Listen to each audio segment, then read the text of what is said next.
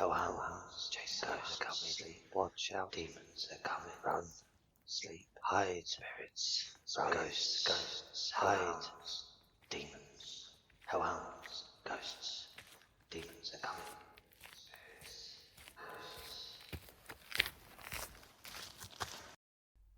Welcome home, my little hellhounds. Tonight we have 3 scary stories to sink our hellish teeth into. If you have any scary stories you want narrated on the channel, then submit them to reddit.com/homeofscares. Also, if you like this content, then don't forget to subscribe, and if you would be so kind and click that like button. Now, let's get right into it.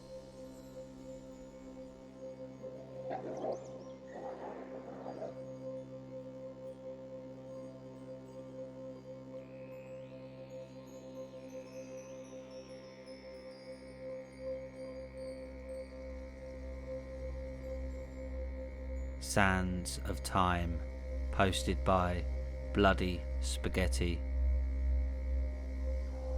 Des couldn't stay in his apartment any longer.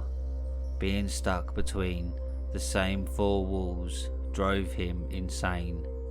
He didn't care that the sandstorm might kill him. He was afraid of what he might do to himself if he had to spend another day locked up inside. The man needed that change of scenery, even if it meant walking around into an ocean of flying sand and dust. The sandstorm has been plaguing this part of the world for as long as Des could remember. It was one of those supermassive sandstorms. They were a rare weather phenomenon, but whenever one hit, it could destroy entire continents. The biggest danger of the sandstorm was inhaling too much dust or getting lost and buried under the sand. Des didn't have to worry about either. He's been living inside this desert twister for long enough to know how it works. He shot up to his feet, got dressed and covered up his face, leaving only the eyes visible. Walking out of the house, he nearly forgot his sunglasses, prompting him to return inside and pick them up. Des might have been burnt out by sitting at home, but he wasn't stupid. He knew he couldn't walk around outside with his eyes exposed to the treacherous golden typhoon. People could leave their houses after dark when the heat of the sun did not exacerbate the terrible conditions. Society inside the sandstorm did not die out. On the contrary, it thrived. By becoming nocturnal, everything shifted from day to night. Humanity adapted and carried on its usual course.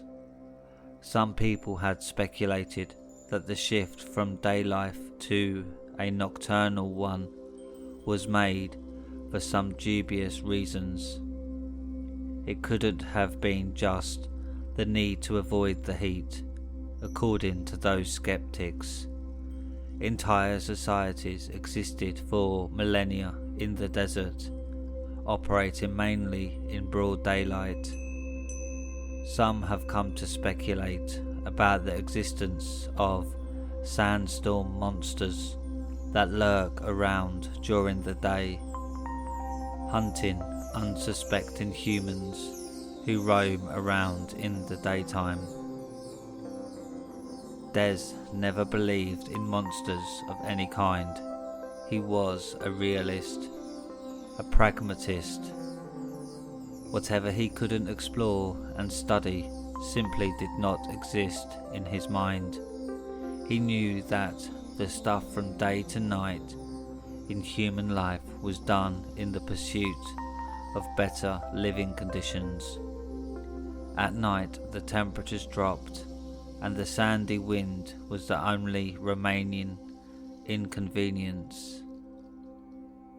During the night it was easier to avoid the mummified remains of people who died as a result of the storm. People who were unfortunate enough to inhale too much sand or died because of the heat would be often left where they dropped. No one ever bothered picking up the remains of others. It wasn't worth it. Burying a loved one meant nothing. The storm would cover up the gravestones and any other non-megalithic markers.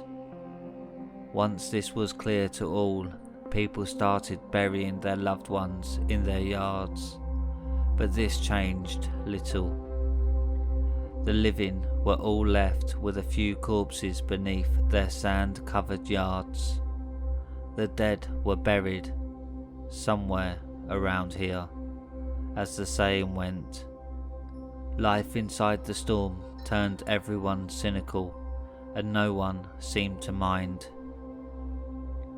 Des had seen a fair share of mummified corpses.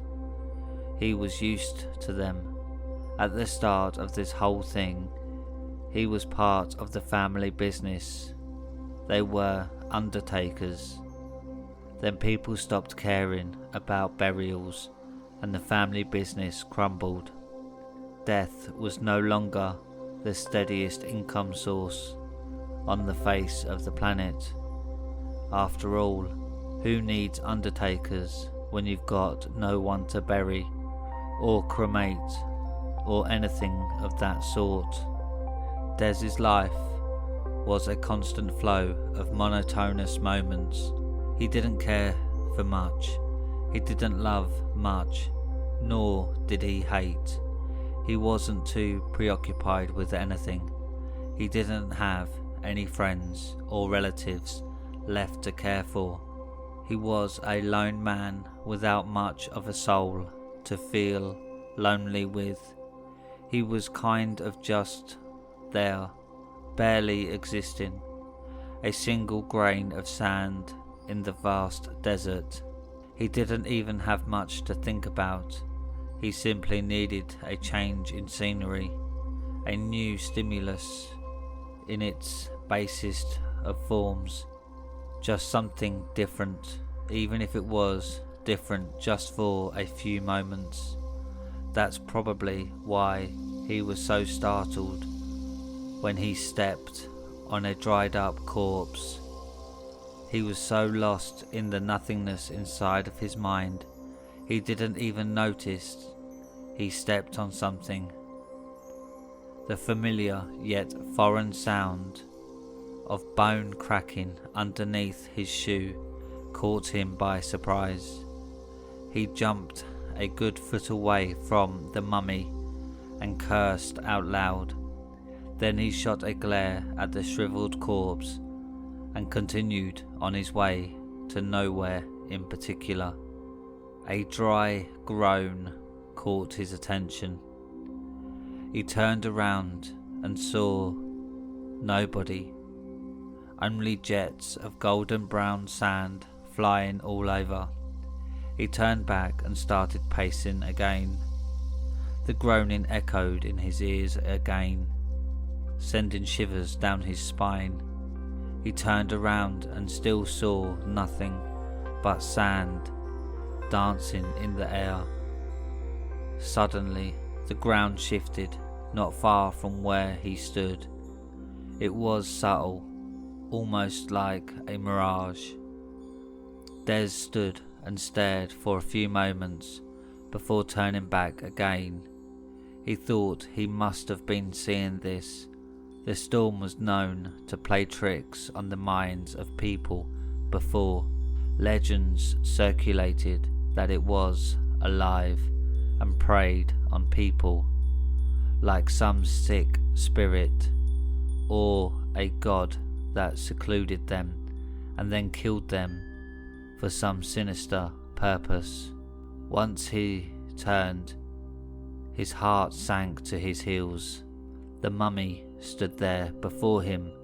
Its impossibly lanky form seemed to spread all over Dez's field of vision. The thing's face stretched into a feral scream. The eye sockets were sunken far well into the skull, missing the eyeballs.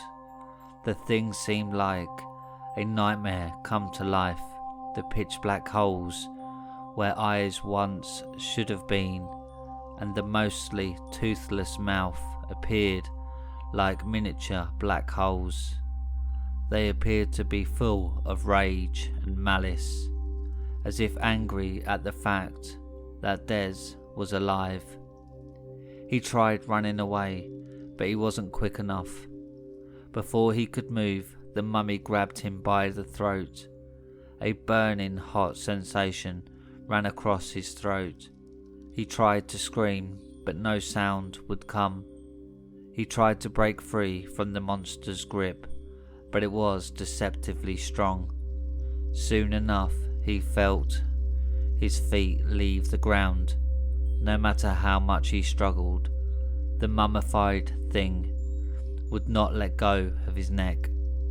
The burning sensation got worse with each passing moment. It started spreading all over his body. The heat made its way across his skin, his flesh and his bones. His muffled screams must have amused the walking corpse as his blood boiled within his frame. The man's skin dried out and stretched itself over his dwindling frame. The pain in his throat felt like the desert was trying to crawl into him. The sensations of burning hot sand and diamond shards in his trachea and esophagus tortured him for long minutes before he finally couldn't handle the pain anymore. Dez felt himself fade as everything turned black. The heat persisted, however, it wouldn't go away. With it persisted the burning, itching, cutting, pulsating pain that was centered in his throat. Dez opened his eyes and screamed as hard as he could, a loud and expressive roar filled with rage and anguish. That's what he was trying to let out. At least, what came out was a hoarse, shrill, pathetic cry. The sweet, sweet metallic taste of hemoglobin, rich blood, teased his taste buds. But that's all it was, a tease. A painfully familiar scene greeted his eyes. His mind returned to the reality in which he was, a ravenous ghoul, a monstrous beast who sunk his bony claws into the shoulders of the woman whose throat he just tore open with his teeth. The thirst was too much again. He needed to quench it. Her blood was meant to be enough, but he wasn't quick enough to drink it. She was already drying up. The instant he touched her, it was all over. Chunks of her fiery red hair were falling out of her dried up scalp. His touch dried up any organic tissue he came into contact with into literal sand. His Midas touch was evaporating the liquid inside them, inside all of them. The redhead was about to turn into a pile of dust before the ghoul could alleviate his agony, even just a bit. Exactly like the rest of his victims. Before he could even notice, the woman was already nothing but a pile of dead specks. The ghoul's hope for a meal being washed away in the sands of time. The passage of time was the ghoul's worst enemy. Even the hunger wasn't as bad as the passage of time, for time had reminded him every now and again that there was no hope for a thing like him. The woman, sucked dry by a cursed, rustic demise, she wasn't any different from the substance now moving in the beast's arteries. The ghoul fell to his knees, crying out like a dying animal whose throat had been crushed. He was condemned to roam the earth until the end of times, forever thirsty, forever unable to quench his thirst. For those who commit the crime of spilling the blood and consuming the flesh of those who offer hospitality within the realm of the desert, there is no mercy. It is only fitting that the punishment for such a crime is a fate far worse than death.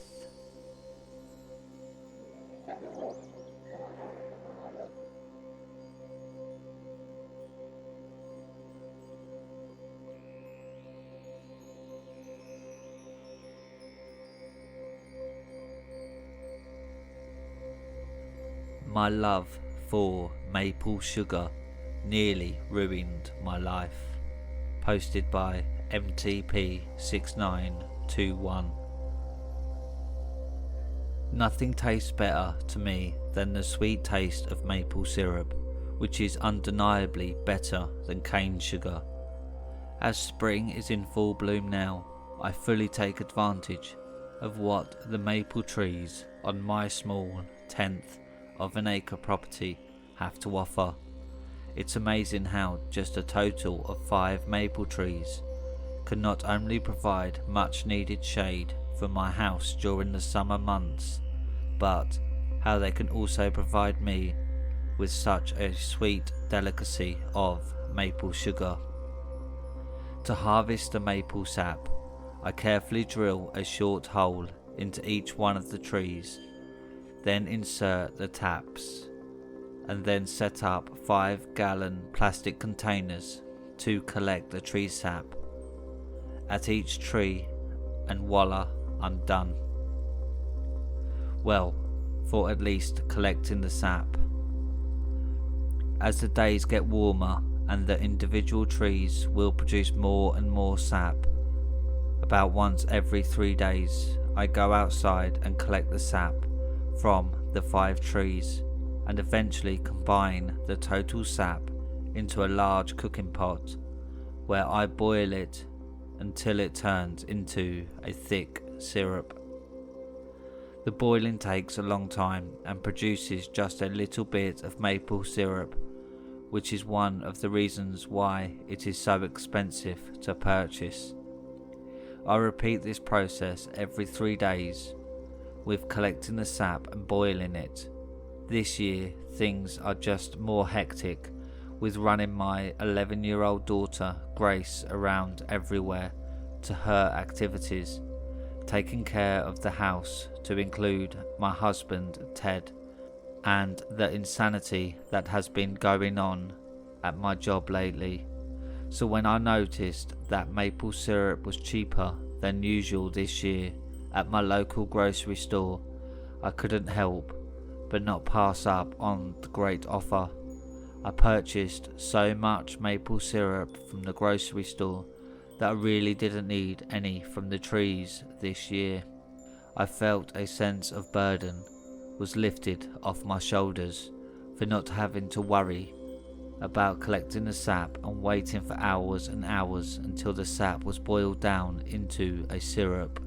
The one thing I really regret doing was leaving the taps in the trees, where the sap just overflew the 5-gallon containers every day, all the way up until July. Not only was that unsightly, but it was disrespectful to the trees.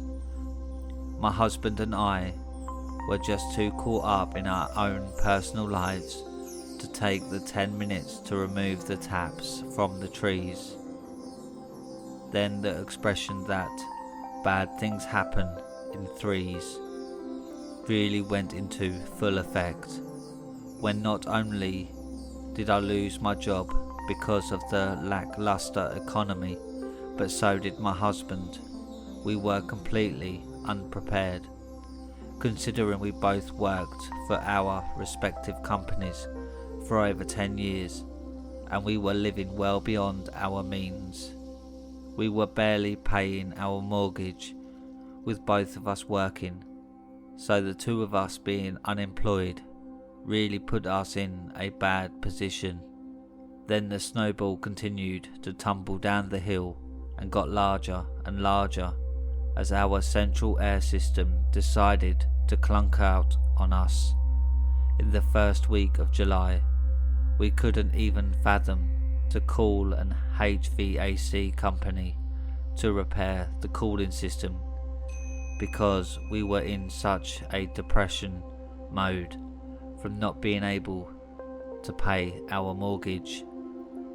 We were pretty miserable with the temperatures being in the 80s outside with no air conditioning and just relying on one oscillating fan in the living room.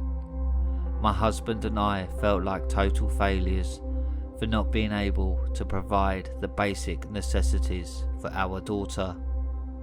The one positive thing we had was our maple trees that easily brought down the temperatures inside the house 20 degrees from their shade. Without their shade, then the one fan we had would just blow hot air around the house and just make it feel worse. We got into a routine where we would each take a cool shower each night before bed to help us sleep.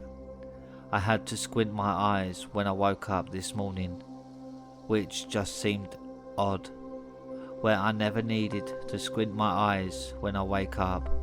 I felt like a kid coming out of a dark movie theatre, only to go outside and feel the painful effects of the bright sun.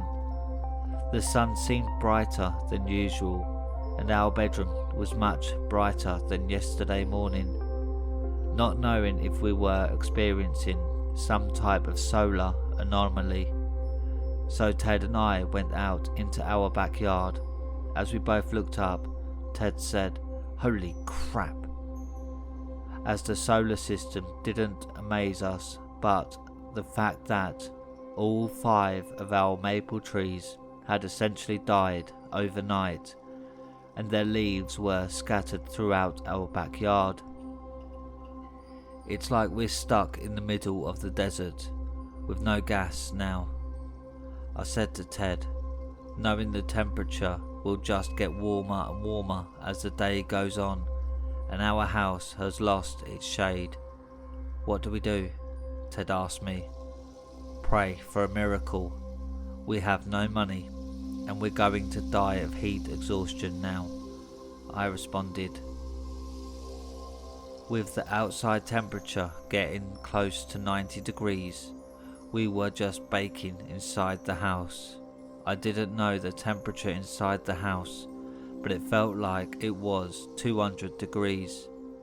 It was so uncomfortably hot in the house that we decided to sit in the car with the air conditioning intermittently on. Ted and I had really hit rock bottom, and the sad part was that every cent of our unemployment money was going towards our mortgage payments, which we were still coming up short on. We had no other choice, so we swallowed our pride and went on government assistance for food.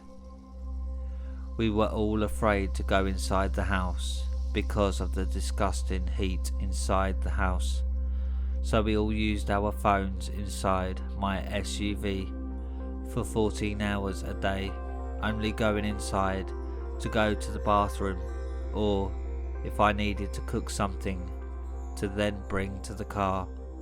Ted and I were too uncomfortable to sleep in the car, but Grace would have no issues being sprawled out in the back seat, so we continued our nightly ritual of taking a shower before going to bed in the house.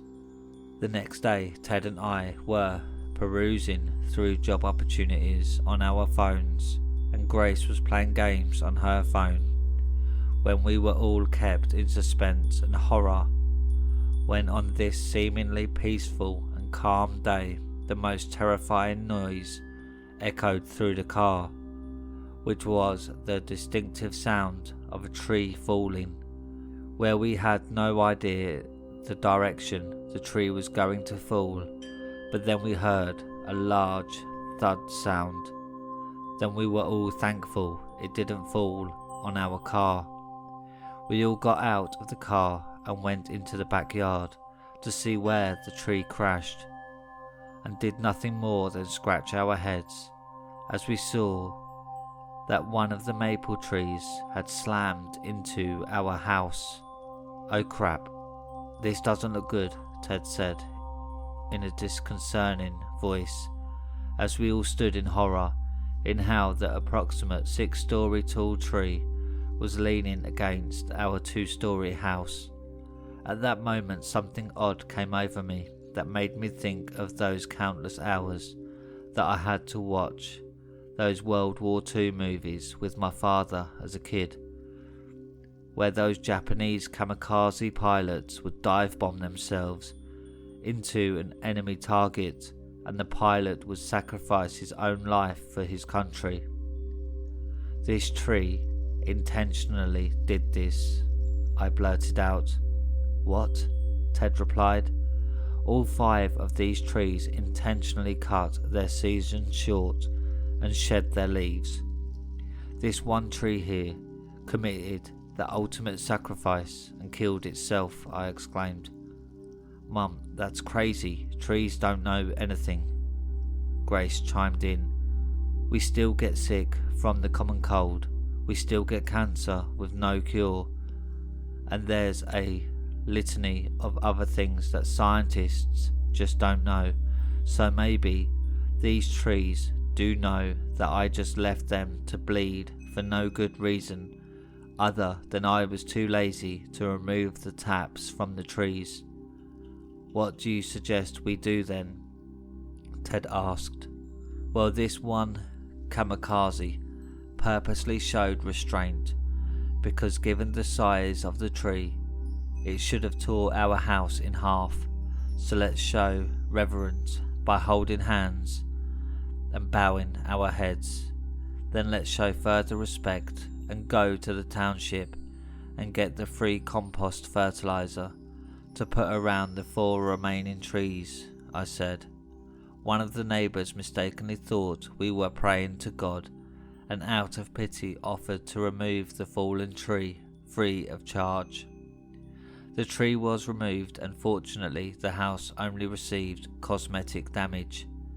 We continued our nightly ritual with each of us taking showers, but afterwards we went outside under the moonlight and held hands and asked for forgiveness from the remaining trees. It was bad enough they shed their leaves and we were suffering from the lack of shade, but with Ted and I removing our homeowner's insurance on our house would be totally worthless if another tree decided to fall onto our house with full force of potential harm to us as well. After an hour of being under the moonlight, we all went inside and went to bed. "Honey, come outside. Come quick," Ted said to me with excitement the next morning. I went outside and said, "Oh my God," as I looked up, because the 4 remaining maple trees went into a rapid gestational cycle where their tree buds looked like they would turn into leaves at any time. Surely enough, in 2 days' time, miraculously, all the leaves on the trees came back, which every horticultural centre I contacted, from Harvard to Yale, had no explanation how they just rejuvenated themselves so quickly in July. Ted and I were able to get jobs at Walmart and refinance our house. The 3 of us are really appreciative of the shade the trees provide us as we sit in our living room and read books while listening to classical music with the windows cracked open, because I read that trees respond well to classical music.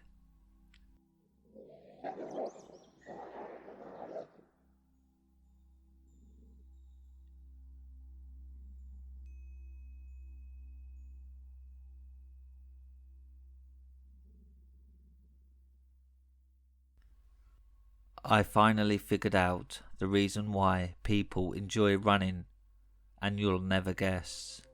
Posted by MTP6921. With me gaining £40 and recently dropping out of college, my stepfather Ken told me that he was tired of seeing me moping around the house. One spring afternoon he sat me down and said, "Grace, you're too young to be depressed like this all of the time. Why don't you go out for a jog or something to try to make yourself feel better? You know the thought of even having to walk makes me sick." I replied in an unhappy tone, "Well, you just trained your brain to think that way, so I'm going to give you an incentive to try to help you unlearn your bad habits," Ken said. "Oh yeah, what's that?" I unenthusiastically asked. "I'll buy you whatever car you want and help pay for your own apartment if you are able to build yourself up to run 10 miles straight at an 8-minute per mile pace in 11 months from now," Ken exclaimed in a hyper tone. "That's impossible. I can't even walk a mile in half an hour," I responded. "So you better get started if you want that car and apartment, or you'll be stuck here with your mother and I riding the bus," Ken responded sarcastically. "So are we talking about a Ford or a Tesla?" I responded. "If you're able to do that pace for 10 miles, then I'll buy you the Tesla or whatever else you want on top of helping you pay for the apartment," Ken responded. I looked out through the backyard window onto the public trail, and it looked sunny out, probably close to 70 degrees Fahrenheit. I told myself that I better take advantage of this opportunity, because I know Ken has the money to follow through with the incentive that he just promised me. I put my sneakers on, and not since the 8th grade basketball team have I attempted to try anything sports related. I grabbed a bottle of water from the fridge and went on the trail. I said to myself, "Here I go," as I put one arm in front of the other. My body felt like a rusted bicycle that was left outside for 10 years on top of being stuck on the hardest gear possible.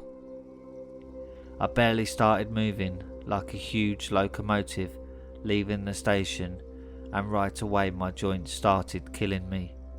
I knew where the mile markers were located on the trail, so if I could slowly make it to the next mile point, then walk a mile and repeat that for 10 miles, then I would consider that a huge success. I looked and felt awful as I finished my first mile in 13 minutes. I knew I was going to need the next mile of walking just to stop my laborious breathing. The next mile came and I slowly jogged again, where my pace was even slower at 13:30 when I finished the mile, but I told myself at least I finished the whole mile jogging. I was now on my 9th and final mile, where I felt absolutely horrible, but I was actually impressed that I had made it thus far, as I looked like someone who was being pummeled by Muhammad Ali. I was absolutely amazed by the people who ran past me, who seemingly loved running. I just couldn't understand how I just wanted to die, and these people were whizzing past me in absolute bliss. I barely made it back to the house, and I was astonished that I completed the 10 miles, where I got no joy other than the sense of accomplishment. I was going to start dieting and do this exercise routine 6 days a week because I really wanted that Tesla. I reluctantly got up the next morning to beat the afternoon heat and did the same routine of alternating 5 miles of walking and 5 of jogging. Once again, I looked like something that needed to be put down out of its misery, while the real athletes were loving the physical workout of being on the trail. A month has gone by and I've lost 15 pounds, but I absolutely despise each day that I have to get on the trail. I'm still alternating miles, but now I do a total of 7 miles jogging and 3 miles walking, with my average jogging pace being 12-minute miles. As I'm jogging my last mile, and being that tomorrow is Sunday, which is my day off, I decided that I'm going to push myself so nobody has the opportunity to pass me. As my still overweight self trudges along, I'm a bit startled as the gazelle of a woman sneaks past me as we both come up to the exaggerated curve. I tell myself to speed up, so maybe I can at least catch her up. As I made it around the same exaggerated curve, I said, "That's impossible," as she just completely vanished, and there was about a half mile of straight away after the curve. Now I was more interested in what happened to that female runner than my actual jogging time. With the creek on one side and thick woods on the other side, it was virtually impossible for her to go anywhere without me seeing her. I even stopped and looked around the woods, which was pointless because I would have heard her rumbling through the fallen dead branches, or at least had easily seen her meandering through the woods. After a few minutes I gave up looking for her and jogged home. I got some water from my backyard spigot, and just when my water bottle was completely filled, I put my head up and said, "What the hell is going on?" As some woman jogger came past my backyard, and she was completely oblivious to me, where she had the biggest grin on her face. No matter the science or logic I used in my head, her reappearance on the trail made no sense to me. I was just as baffled seeing her reappear as when I saw her disappear. This will be one of those moments that I will remember for the rest of my life. I went back inside and did nothing more than relax the remainder of the day. My mom and Ken were both overly complimentary to me on my overall appearance. The next day I looked online at paranormal research to try to figure out the unworldliness of the female jogger's reappearance. My online research was pointing me in the direction of ghosts and spirits, which I was a bit skeptical of, and felt it didn't fit the bill for this woman because she was sweating pretty profusely, and I felt sweating wasn't a phenomenon that ghosts would need to perform. Monday came and I started my dreaded workout routine. I decided to slow jog the entire 10 miles versus doing intervals. When I finished, I was just amazed that I was able to do the whole 10 miles without stopping, which I repeated for the remainder of the week. Though my pace was only 12-minute miles and I hated every step of the 10 miles, I was really impressed that I'm able to do it now without stopping. I felt like the Tesla is being dangled at the end of a stick and I'm trying to chase it, knowing that I would never be able to afford the car on my own, so I better be fast enough for Ken to buy it for me. The weeks kept going on, and I can now do 10 miles at a 10-minute pace, with 4.5 months left on my incentive with Ken. The goal seems doubtful, but I'm going to keep trying. With my depression setting in, I really focused on increasing my speed towards the end of the 10-mile run. So on this Wednesday morning, I pushed myself at the 8-mile mark. Then when I got to the 9-mile mark, a middle-aged male started to come up from behind me, and I knew I couldn't keep his pace. He got to the infamous 9-mile curve in the trail before I did, and he really turned the speed on, which I did the same. He was no more than 20 yards in front of me. When I got to the curve, he was entering the straightaway. This time, to my astonishment, the guy really did just vanish out of thin air. Part of me thinks he didn't think I was going to be able to speed up so much to get that split-second glimpse of him disappearing, but that's exactly what he did. He just disappeared. I told myself that I wasn't going anywhere until I figured out the reason why these people were vanishing into thin air.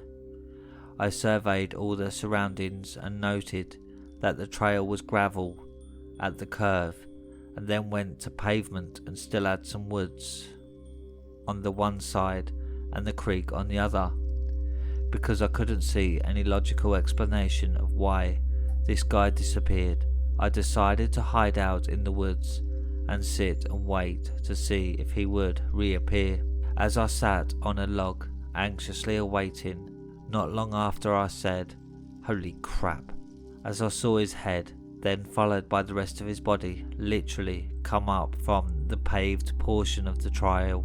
Then the ground of the trail instantaneously closed off again. The runner had the biggest smile on his face, so much so that I wanted to feel whatever was making him feel so happy. I went back to the trail and was amazed on how the portion of the trail that opened and closed was seamless, to the point where I couldn't see any variation of where the gravel met the pavement. I really didn't know what to do with this information, because nobody was hurt, and more importantly, I knew nobody would believe me. So the only solution that I could come up with was running that curve as fastest that I could, then hopefully the same would happen to me. The idea seemed like I was going on the biggest and fastest roller coaster in the world, where I was both terrified and excited at the same time. I just want to feel whatever happiness and joy those two people were experiencing. As I look back on my life, I was pretty miserable in high school and I dropped out of college, so I'm tired of feeling glum all the time, and I hopefully want an out of this world experience that would make life worth living. I even changed my trail route to do the same half-mile loop and just focus on that one curve, where every time I would approach it I would go as fast as I could, so I could hopefully fall through like the other two runners did. Each day I would do 20 loops for a total of 10 miles, and nothing happened. So I stepped up my dieting to help me lose more weight so I could go faster. I noticed by the end of each week I was progressively getting faster and faster. On a Thursday morning on my 19th loop, which would be my second to last one, I hit that curve so fast where I could just close my eyes, and for a brief moment I felt like a long jumper in the Olympics hurling through the sky. When I opened my eyes I realised that I had fallen through the trail, which seemed so painless and effortless. Words couldn't describe the type of people who cohabitated below the trail. Perhaps they could be best described as having dwarfism, but I definitely questioned if they were full humans, or maybe more of Neanderthals or another extinct human-like species. While I was down in this underground encampment, I noted the area was kept purposely dark, where I was limited in what I could see. I stood and held onto 2 metal railings, and one of the human-type things put a helmet onto my head.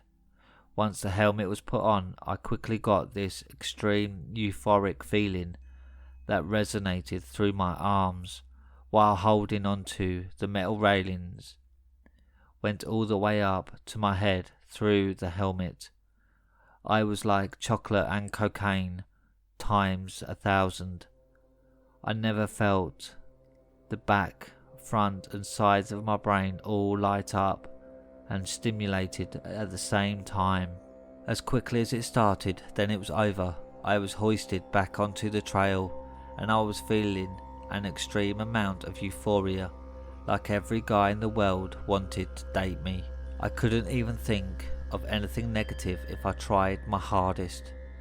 This feeling lasted until the next day, and now my motivation was to continue to lose weight so I wouldn't have any issues reaching the speed I needed to fall down into the trail again.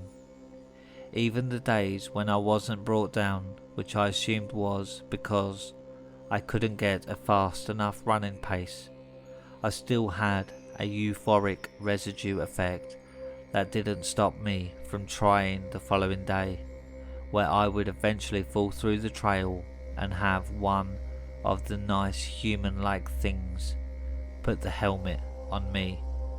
As I approached the end of Ken's incentive period and I was getting ready to go out to the trail, Ken said, "It's been 9 months and I've been tracking your pace times, which looks really impressive. Do you want to see if it's time for me to buy you a Tesla?" My mother chimed in and said, "Grace, you look like an Olympic sprinter. You really transformed your whole body."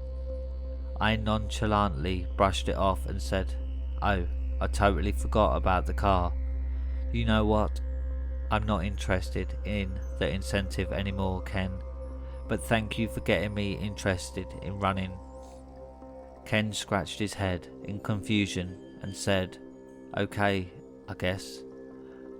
I was really more focused on falling through the trail and the euphoric feeling of having the helmet put on me than having some stupid car. I haven't picked up on what exactly causes me to fall down into the trail other than me pushing myself to go faster, but that's not a guarantee that it will happen all the time. And I learned there are other openings to fall down into, not only on this trail but on others as well. I'm fairly certain the things that live under the trail have some type of symbiotic relationship with whatever they get out of putting that helmet on my head and running what seems like an energy force through my nerves, where both they benefit and I benefit. Only time will tell if I die young or develop some type of incurable disease, but for right now I really don't care, because I've developed a like for running and a love for when I am propelled down below the trail.